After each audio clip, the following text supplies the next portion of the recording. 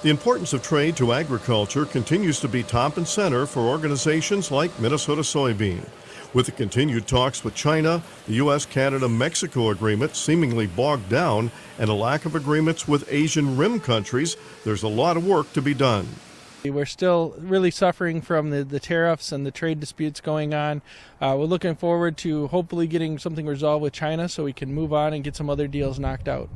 Smentek says getting trade agreements done is critical for farmers, and with such tight margins, progress needs to happen.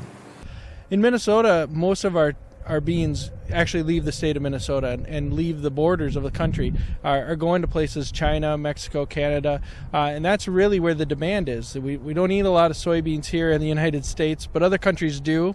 We're eating a lot of pigs that are eating those soybeans, turkeys, chickens, but most of those have to go somewhere else to find a home, to find a market, and that's why trade is so important to Minnesota. In terms of order of importance, Smentek says getting an agreement with China is the most crucial right now. Right off the bat, use MECA, the U.S., Mexico, Canada agreement. That is hugely important to get done. We ship a lot of beans to Canada, a lot of beans to Mexico. Getting that done.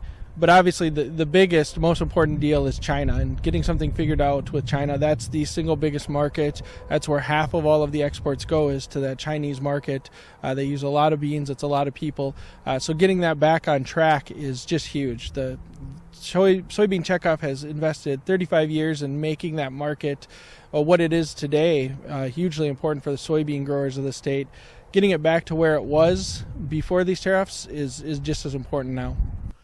For farmers and farm organizations, it's been a long year waiting on trade agreements to get completed. They're very important for all aspects of agriculture. Farmers are hoping things get done soon. This is Lynn Ketelsen reporting.